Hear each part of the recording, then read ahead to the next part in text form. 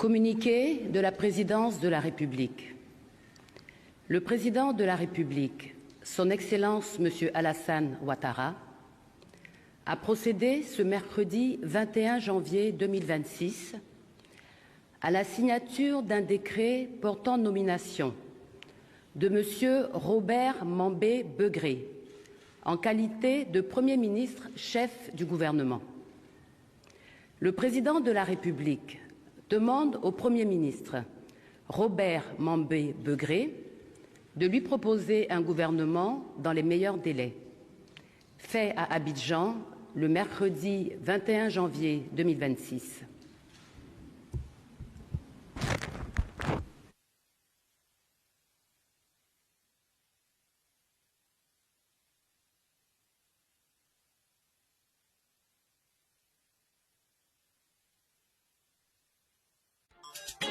RTI 1, la chaîne qui rassemble.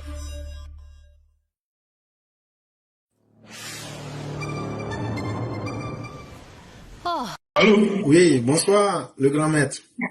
Ouais, bonsoir, comment vas-tu? Je vais très bien, vous-même? Ça va, par la grâce de Dieu, on est là. La famille? La famille va bien, j'espère. Ça va, Dieu merci, ça va, merci beaucoup. Et toi, ça va? Ouais, on se maintient. La famille, le boulot? Ça va, c'est le froid qui nous cafoue, mais c'est bon, ça va. Non, mais je cherche un peu. Non, il y a le froid et puis il y a le froid, hein? Ouais, je sais. je vois. Ouais, surtout que vous là, vous voyez. J'ai pas encore, je connais pas chez vous, mais bon, souvent quand on voit certaines images, on peut comprendre. Effectivement. Ouais, je sais qu'il y a des coins même où les gens sont obligés de fermer les écoles. Effectivement, oui. Ouais. J'ai vu un truc dessus. Ça va? Ça va, grâce à Dieu, tout va très bien. D'accord. Que Dieu nous aide, en tout cas. Amen. Il nous accorde surtout la santé. Amen, c'est le plus important, en fait. Ouais, tout commence par là, en tout cas.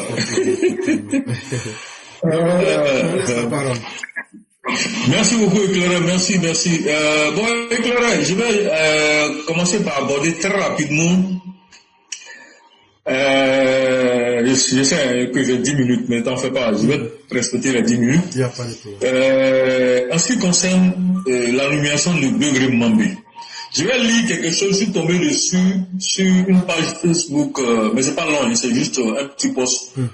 République, Patrie, Nation, je sais pas si tu connais cette page-là. C'est une page, généralement, je pense qui développe beaucoup de thèses de l'opposition. Généralement, les gars de l'opposition aiment bien aller sur cette page pour faire des publications. Et c'est un certain Sarko Ledoux, c'est certainement un nom d'emprunt qui a fait le poste. Patrick Pan Begré, PM, quand les transfuges du PDCI volent la vedette au vrai fondateur du RDR. Donc, pourquoi on peut s'imaginer que cette communication, c'est pourquoi Patrick Hachi, il est président de l'Assemblée nationale. Begré Mambé a été reconduit. Et lui met en bas, quand les transfuges du PDCI volent la vedette au vrai fondateur du RDR. Mais Dieu merci. Genre, il n'y a pas de cadre RHDP, quoi. Ouais, mais avant d'éclairer, ce qui est intéressant, je te dis, c'est que je te lis 2 commentaires de nos militants. Je les félicite et je lis ça à cause de nos des RPV. Parce qu'il y a certains qui vont se laisser influencer par ça. Et justement, l'objectif, c'est de toucher les émotions des gens et pour les amener à dérouter. Surtout ceux qui avaient leur poulet ou leur cheval.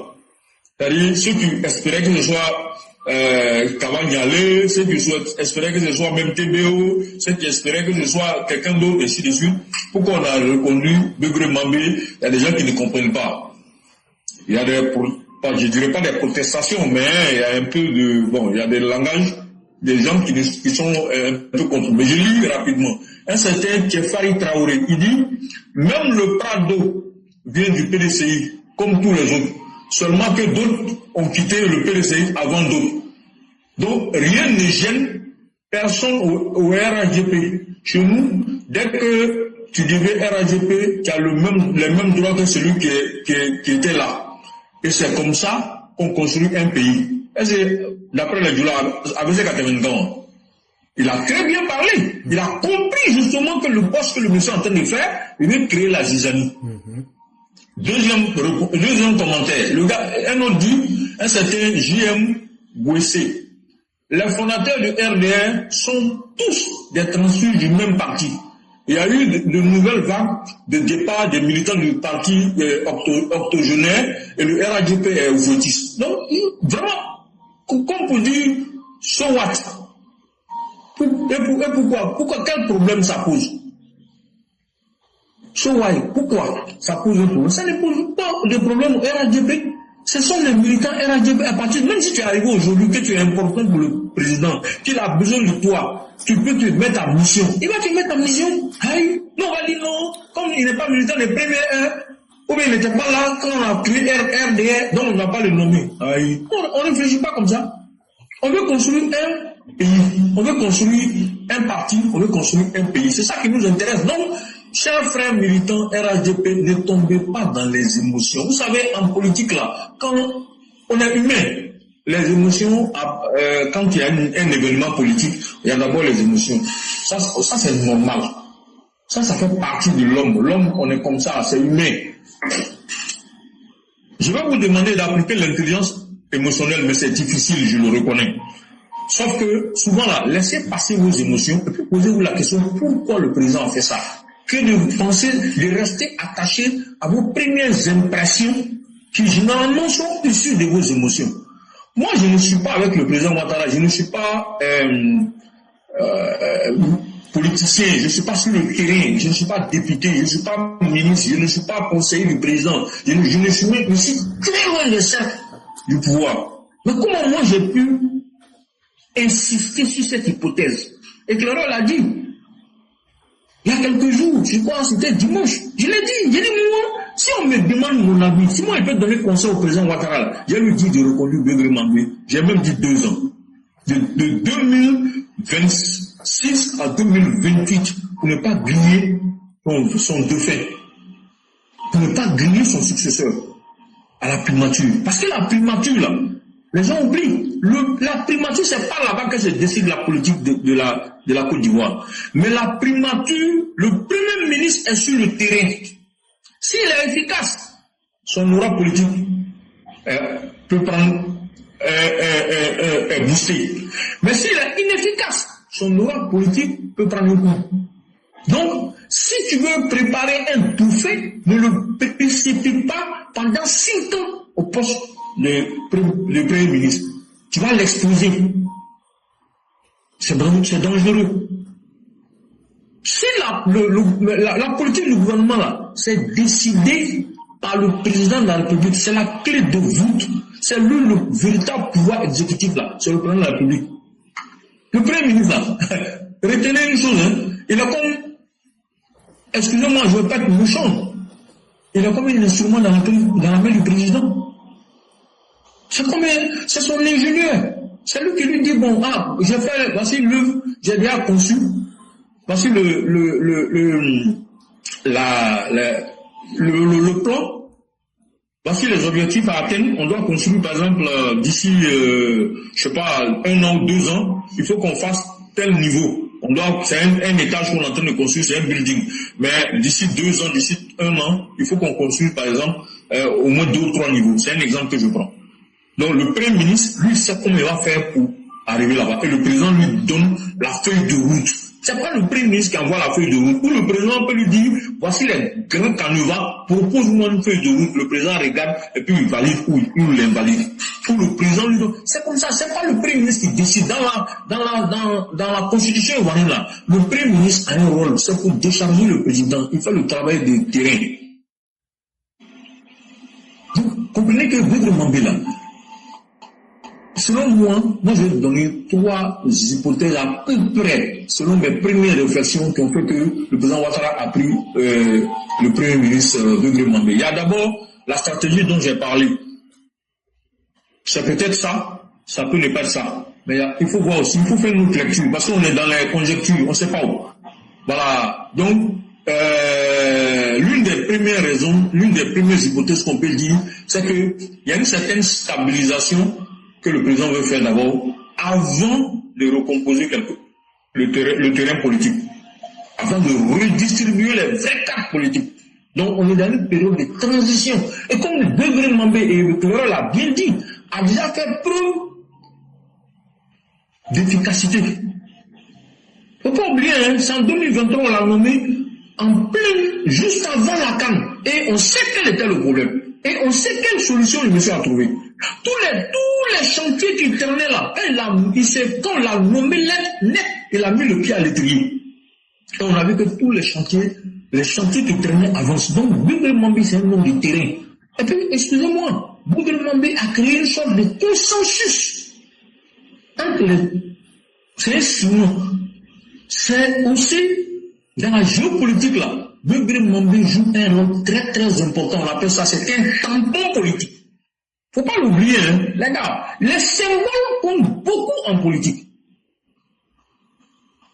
Les symboles comptent beaucoup en politique. Quand tu veux faire une lecture en profondeur, faut pas te fier aux simples apparences. Il faut faire attention aux symboles. Degré Mambé est un tampon politique, c'est un profil administratif que tout bon chef d'État recherche, surtout dans une situation comme la nôtre. C'est également un gestionnaire de consensus. C'est monsieur remarqué, hein? C'est pas que les gens ont un respect, tu vois, non, les gens respectent tous les premiers ministres. Mais en même temps, Degré Mambé, quand tu le regardes là, il n'a aucune ambition politique, en tout cas apparente, affichée. Vous allez me dire non, il peut se cacher, non. Quand tu regardes quelqu'un qui a ambition politique, qui peut avoir le profil d'une ambition politique, c'est le PAN actuel. Moi, je vais vous mettre un peu le pied dans le plan. Hein. Le premier ministre, ancien premier ministre académique, président de l'Assemblée nationale, là, lui, par exemple, à un moment donné, on a bien vu qu'il avait des ambitions présidentielles. Peut-être que ses ardeurs ont été plus ou moins, parce que le président Ouattara aussi, il connaît les personnalités, il connaît ses collaborateurs, il sait qui utiliser à quel moment et pour quelle mission. Donc par rapport à ça, il a un moment donné, et c'est même parce que je pense le nouveau PAN qui était premier ministre avait des ambitions présidentielles, il ne faisait plus son travail de premier ministre. Donc, on ne peut pas poursuivre deux liens en même temps. C'est pas possible. Degré Mambé est un homme de mission, un vrai homme de mission. Les gens vont me dire, je profite pour expliquer pourquoi on a remplacé, pourquoi on a mis Achille Patrick là où il est. Il y a plusieurs explications, mais je vous dis pourquoi Adama Bitogo est tombé. Il a trop vite commis d'erreurs politiques. France 24 lui a donné un bâton, il a pris pour se frapper lui-même. On lui a posé la question de savoir sur la succession du président Ouattara. Le président Ouattara ne s'était pas encore prononcé en 2025. Et il a rué dans les brancards. Il a trop vite affiché ses ambitions. En Afrique, même en Europe, ça ne se fait pas. Surtout quand tu n'es pas sûr de ta popularité politique et du fait que tu as déjà une certaine machine politique même cachée. Ce qu'on appelle une sorte de shadow cabinet. Tu n'as pas tout ça là. On ne parle pas comme ça dans les émotions. Là aussi, ça a été une grosse erreur politique de sa part. Donc le président Ouattara, qui est en train de préparer ce qu'on appelle une transmission générationnelle, a besoin d'hommes qui vont l'aider à atteindre cet objectif. Rien ne va le perturber. Ça, je vous le dis. Notez ça. Tous ceux qui seront au travers de cette volonté-là seront broyés. Tu deviens un obstacle, on t'a lu. Mais comme le président Ouattara n'est pas un président brutal, il n'aime pas humilier ses collaborateurs, il peut te déplacer aujourd'hui, tu vas avoir l'impression que c'est une punition, c'est pas une punition, parce que tu ne fais plus son affaire. Il va te déplacer, il va te mettre quelque part, il va donner l'impression qu'il t'a oublié, et quand il donne l'impression qu'il t'a oublié, il regarde tes réactions. Achille Patrick a su réagir quand il est parti de la primature. À un moment donné, vous avez entendu, on l'a envoyé à Harvard. C'est le président Ouattara qui l'envoie à Harvard. C'est pas par ses connaissances, lui-même Achille Patrick. C'est le président Ouattara qui lui trouve du travail à Harvard. Va enseigner les enfants. Donc, pour qu'il se retire du brouhaha politique ivoirien. Et Achille Patrick a compris, il connaît l'homme. Lui, il le connaît dans d'autres dimensions que vous et moi, nous ne le connaissons pas. Mais vous savez, l'homme reste ce qu'il est. Il a le droit d'avoir ses ambitions. Moi, je ne lui reproche pas ça, hein. Voilà. Maintenant, autre chose. Donc, première hypothèse, j'ai parlé de stabilisation. Deuxième hypothèse, selon moi, vouloir mettre en place un gouvernement technique, plus resserré. Pas plus de 30 députés, ministres, peut-être 20, 25 maximum. Et moi, c'est ce que je souhaite. Il faut resserrer, regrouper les ministères. De troisième hypothèse, et pour le faire, il nous faut quelqu'un pour désamorcer les attentes irréalistes. Et Bédré Mambé, c'est un homme de foi. Quand vous le voyez, ce monsieur-là, il croit en Dieu, d'une façon ou d'une autre. Il ressemble en tout cas à quelqu'un. C'est pour ça que Laurent Gbagbo a tenté de le corrompre quand il était président de la CEI. Et comme il n'a pas accepté, Laurent Gbagbo l'a forcément et inutilement accusé de quelque chose qu'il n'a jamais même tenté de faire. Rien que pour pouvoir l'évincer, parce que Laurent Gbagbo a vu qu'il n'était pas manipulable. Et lui, ça ne l'arrangeait pas. Pour vous dire que l'homme Bédré Mambé là, il ressemble à un homme de foi. Et c'est pas quelqu'un qui est prêt à aller contrecarrer ou combattre le chef. Il ne ressemble pas à ce genre de vie. C'est pas parce qu'il n'a pas d'ambition. Mais vous savez, il y a plusieurs façons d'atteindre ses objectifs. Tout le monde n'est pas prétentieux. Il ne ressemble pas à un prétentieux. Donc le président Ouattara a besoin de quelqu'un qui va pouvoir, et lui-même il est ingénieur, il peut mettre en place un groupe de jeunes technocrates. Il va garder certains anciens ministres sans peut-être pour autant faire des chamboulements. Mais il va dégager certains ministres et les remplacer par des gens plus jeunes, mais qui seront coordonnés et encadrés par Bédré Mambé, dans le cadre d'un gouvernement beaucoup plus technocrate.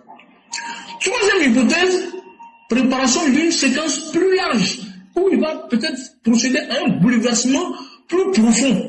Mais entre-temps, le prétendant au trône, à la succession, est toujours dans un peu comme un vice-premier ministre, qui aura son mot à dire même dans le choix des ministres, et qui sera à côté pour suivre l'action de Bédré Mambé et s'inspirer même de lui, pourquoi pas, pour ajouter à lui-même ses propres capacités et ses propres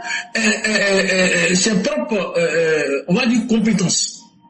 Donc vous comprenez que le président Ouattara, c'est un homme de vision. C'est un homme de vision. Et c'est un vrai chef, c'est celui qui sait utiliser ses collaborateurs, qui sait à quel moment et à quel instant T un tel est bien à un tel poste. Il utilise combien d'amis, il pousse des pions. Malheureusement, c'est comme ça que nous sommes. Tout le monde est un pion pour ses chefs. Ton chef là, c'est lui, il décide, il te regarde, il connaît la personnalité des gens. Il y a pas, et un chef a toujours besoin de ce qu'on appelle, regardez le jeu des échecs, le fou du roi. Il y a des fous, il y a des cavaliers, c'est-à-dire il a besoin des gens qui sont des actions vigoureuses si tu veux gâter là. Parce que le chef a besoin des gens pour gâter aussi, hein. Malheureusement pas faire d'omelette sans casser des œufs. Donc il y a des fois il va faire nommer des gens rien que pour gâter quelque chose et puis lui va passer par derrière pour venir arranger. Il peut même décommer après la personne parce qu'il a envie d'atteindre un objectif. Malheureusement c'est comme ça la politique fonctionne. Donc il faut qu'on l'accepte. Sortons des émotions, chers frères et sœurs. Et en plus, de toutes les façons, il fallait dissoudre le gouvernement après les élections législatives puisque plusieurs ministres dont Bédré Mambé ont été élus députés. Donc il faut dissoudre d'abord. Maintenant, après, quand on va finir de nommer les ministres, on va finir de trier et puis de nommer les ministres, ceux qui seront reconduits vont laisser tomber leur poste de député et puis les suppléants vont aller siéger. Donc éclairons vraiment très rapidement, pour ne pas te prendre du temps, c'est ce que je voulais dire sur cette histoire de nomination de Bédré Mambé. Maintenant, si tu permets, je vais juste brosser rapidement cette histoire de Sénégal, machin. Écoutez, chers frères et sœurs, EPB, laissons tomber, ne parlons plus de ça. Cessez d'accorder trop d'importance au Sénégal. On a trop de problèmes à gérer en Côte d'Ivoire. On est préoccupé déjà même par cette transition générationnelle-là. On veut voir plus clair dedans. On espère que le président Ouattara va faire des choses que nous, on va pouvoir aimer ou bien qu'on va pouvoir comprendre. On n'a qu'à se préoccuper de ça. Laissez les Sénégalais, ils ont pris leur deuxième étoile. C'est bien pour eux. Même si, bon, il a à boire et à manger dans la manière dont l'affaire s'est passée. Tout le monde sait qu'ils ne sont pas fair play, c'est pas nouveau. Tout le monde sait qu'ils se prennent pour les plus intelligents de toute l'Afrique, surtout de l'Afrique de l'Ouest. Tout le monde sait qu'ils n'aiment pas les Ivoiriens, mais que seulement c'est les hypocrites qui jouent le jeu. Et qu'à un moment donné, là, chasser le naturel, il revient au galop. Et que certains Sénégalais sont pour nous montrer leur vrai visage. Ça, vraiment, Chers frères ivoiriens, et nos émotions tout là, ne nous oublions pas. Aimons notre pays, aimons-nous, mais modifions notre façon de voir nos relations avec nos voisins et en général les étrangers. Comprenons qu'aucun étranger ne va t'aimer plus que toi-même, si toi-même tu ne t'aimes pas. Aucun étranger ne va venir se battre pour ta dignité si toi-même tu ne te bats pas pour ta propre dignité. Si vous avez compris ça, vous avez tout compris. Moi j'ai vu qu'on dit le Burkinabé qui a cassé bouteille sur la tête d'un Ivoirien a été condamné à sursis pour 6 mois. C'est une foutaise. Moi je vous dis ça. C'est une foutaise. C'est la plus grande foutaise qu'on aurait pu. Il aurait mieux fait de le libérer que de le condamner à sursis. Il fallait le libérer. C'est même pas la peine de l'arrêter. Si c'est vrai, le juge qui a prononcé ce jugement-là, c'est un juge qui se fout de la Côte d'Ivoire. Lui-même, là, il fait honte à la République. Moi, je le dis, je suis à l'aise. Parce que c'est pas normal. Ça, c'est un déni de justice. Il aurait dû le condamner à 1 mois d'emprisonnement ferme. On s'en fout des sursis. 1 mois d'emprisonnement ferme. Il n'a qu'à les dire, comme disent les gens, il n'a qu'à les mimer tabac un peu. Ça va donner une leçon aux autres. Et ça va permettre. Mais en Côte d'Ivoire, arrêtez un jour, les gars. Vous êtes comment même? C'est pas de l'hospitalité. Quelqu'un vient casser bouteille sur la tête de l'autre. Et si le Ivoire était mort? Bon, l'intention avec laquelle, parce qu'en droit là, l'intention vaut l'acte. La tentative est égale à l'acte. C'est-à-dire que tu as tenté de tuer quelqu'un. Si tu ne l'as pas tué, c'est la même chose que si tu l'as tué. On te condamne de la même façon. Parce que quand tu as soulevé la bouteille, quand tu tapes la personne là, le résultat là, toi tu ne connais pas. Il peut mourir. Il peut être grièvement blessé. Il peut avoir un traumatisme à vie. Parce que attendons de voir. J'espère que ce garçon n'aura pas un traumatisme à la tête. Est-ce qu'il y a des examens médicaux qui ont été poussés pour permettre de voir si ce jeune homme qui a reçu cette bouteille sur la tête n'a pas de séquelles à vie? Est-ce que ça ne va pas jouer sur lui? Vous voyez comment les gens jouent à la vie des gens? On va venir condamner juste pour faire plaisir à je ne sais qui, à 6 mois d'emprisonnement ferme. J'espère que c'est faux. Excusez-moi, il n'a pas vu le jugement. J'espère que c'est faux. Si c'est vrai, moi je suis dessus. Si c'est vrai, pour moi, je m'indigne contre cette décision de justice. Si c'est vrai, honte à la Côte d'Ivoire. Donc ça veut dire qu'il faut revoir même la mentalité de nos magistrats. Excusez-moi, il faut qu'on revoie la mentalité, le mindset de toute la Côte d'Ivoire. Et ça commence par l'éducation. Ah oui, ça commence par l'éducation. Et il faut rappeler ça à chaque fois que quelqu'un va rentrer dans une école de formation professionnelle. Il faut que les gens rappellent aux gens ce qu'on appelle la citoyenneté ivoirienne, le drapeau orange, blanc, vert. Ce ne sont pas seulement les militaires et les gendarmes qui défendent le drapeau. En tant qu'Ivoiriens, nous défendons le drapeau. Moi qui suis en train de vous parler sur une école internationale, j'ai défendu le drapeau de la Côte d'Ivoire. Avant que l'année ne commence, on a fait un conseil de guerre. On s'est assis. Et c'est moi qui étais à la base de ce conseil. Je n'étais pas le plus âgé. On avait un grand frère, c'était, je le salue si jamais un jour il m'écoute, qu'on appelait le doyen. Un jeune gourou, qui était le plus âgé de nous tous. J'ai dit doyen, je veux une réunion. On a fait le juste doyen. On connaît chacun. Lui, il a fait sciences éco, moi j'ai fait droit, on est deux, on a fait droit. Toi, tu es sorti de l'administration, ainsi de suite. On évalue nos forces. On est dans un combat national. À la fin de l'année là, personne ne doit échouer parmi les Ivoiriens. Tout le monde doit avoir son diplôme. Et c'est ce qui s'est passé. Quand c'était le droit, moi j'expliquais. Quand c'était économie, l'autre prenait le relais. On a tenu de bout de bras. Tous les Ivoiriens, il n'y a pas eu d'échoué parmi les Ivoiriens. Et les Ivoiriens, on a tout fait. Par la grâce de Dieu, nous étions 2 parmi les meilleurs de la promotion à une mention. Et par rapport à ça, le directeur des assurances de l'époque, du ministère de l'économie et des finances, nous a donné de l'argent pour qu'on aille fêter. Parce qu'on a mis le drapeau ivoirien très haut. Voilà le patriotisme, c'est là qu'on doit nous attendre. Chers frères et sœurs, je vous interpelle, ici et maintenant, réveillez-vous une bonne fois pour toutes. Le pays là, nous appelle là, c'est là que le pays doit nous appeler. C'est pas la chambre Ouattara qui doit venir te dire, toi magistrat, que le fait qu'on ait cassé une bouteille sur amusement, football, quand le Sénégal prend la coupe ou bien le Burkina prend la coupe là, lui gagne quoi? Rien. Si c'est pas satisfaction morale, ce n'est qu'un jeu. C'est pour ça que nous, les Ivoiriens, je vous remercie d'être faire plaisir sur ce plan-là. Éclaireur, je vais m'arrêter là. Merci beaucoup. Merci beaucoup. Excusez-moi beaucoup de gueule. Il n'y a pas de problème. Merci beaucoup, le patriarche. Je crois que tout ce qui est déjà bien dit et bien énoncé, il n'y a plus à répéter.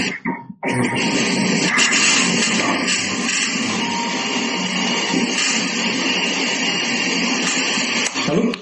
Il y a un bruit, ok. Ah, d'accord, ok, attends,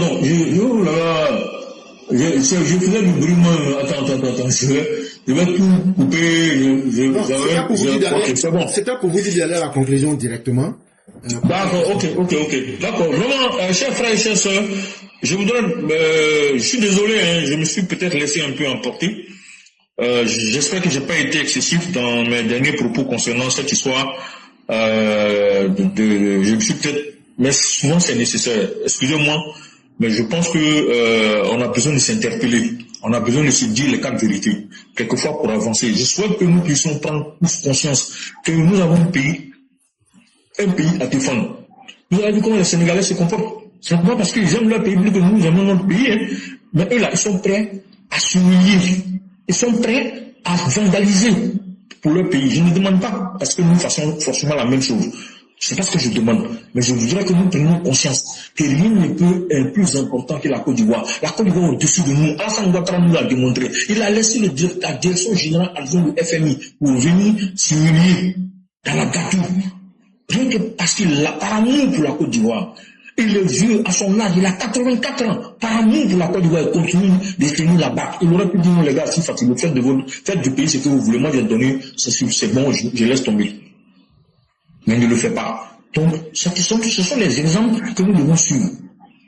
Mais ce n'est pas Ouattara qui va nous dicter tout ce que nous devons faire. Vous connaissez, Ouattara, c'est un ancien DGA du FMI. Il y a des choses qu'il ne va jamais accepter de faire. Mais tout son successeur, je suis sûr, va faire. Ça, je suis convaincu de ça. Parce que lui n'a pas d'honneur ni d'image de FMI à défendre. Ouattara a cette image à défendre. Il doit mourir avec ça. Je lui souhaite d'avoir longue vie et bonne santé. Et je lui souhaite encore d'avoir longue vie et bonne santé. Encore longue vie et bonne santé au président Ouattara. Longue vie et bonne santé à toute la plateforme. Longue vie et bonne santé à toi-même, Éclaireur pour vérité. Mais Éclaireur, j'ai fait un songe sur Sorodium. Je vais te faire un vocal pour te dire le songe. Mais quand je dis songe là, moi mes songes, c'est pas des songes, c'est des visions. Je ne cache pas la vérité. Wallah, Bilal, tout ce que je vois sur Côte d'Ivoire, si tu t'amuses avec là, ça s'est réalisé. Mais tu l'as déjà, bizarrement, tu as fait allusion à ça, et ça m'a confié. C'est ça même qui m'a fait que je me suis rappelé du songe. Et j'ai fait le songe dans la nuit d'hier à aujourd'hui.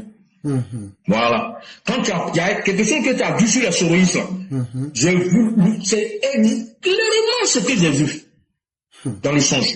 Parce que j'ai vu quelque chose là, c'est clair et net. Tout à l'heure, je vais te faire le vocal. Ou bien si on finit, le direct finit, ça ne te dérange pas, tu peux me rappeler, ou bien je vais te rappeler, ou c'est toi qui vois. Si tu as le temps, si je vois que tu ne m'as pas appelé, je vais te faire le vocal pour te raconter le songe. Je sais que les gens ont déjà pris toutes les dispositions, mais juste ce que je vais te dire, c'est juste pour conforter par rapport à ma petite personne. Voilà. Donc vraiment, merci chers frères et sœurs de nous avoir écoutés. Bonne continuation à la plateforme. Les choses ça va monter, hein. C'est-à-dire on va atteindre un niveau de communication sur cette plateforme-là qui n'a pas encore été vue. On va aller, parce que la période de 2026-2030 là, c'est pas une période d'amusement. C'est une période où la roue là, c'est fini. On va passer à des choses très sérieuses. On ne fera pas de cadeaux à nous-mêmes, on ne fera pas de cadeaux à l'adversaire. Parce que la Côte d'Ivoire là, doit arriver à un certain niveau. Ça là, c'est pas nous, c'est Dieu même qui a décidé ça. Donc on ne peut pas s'amuser à ça. Je vous remercie. Merci beaucoup, cher père. Merci pour tous les enseignements que nous avons vus avec vous. On va vous souhaiter une excellente soirée et que la grâce de Dieu demeure en nous. Merci.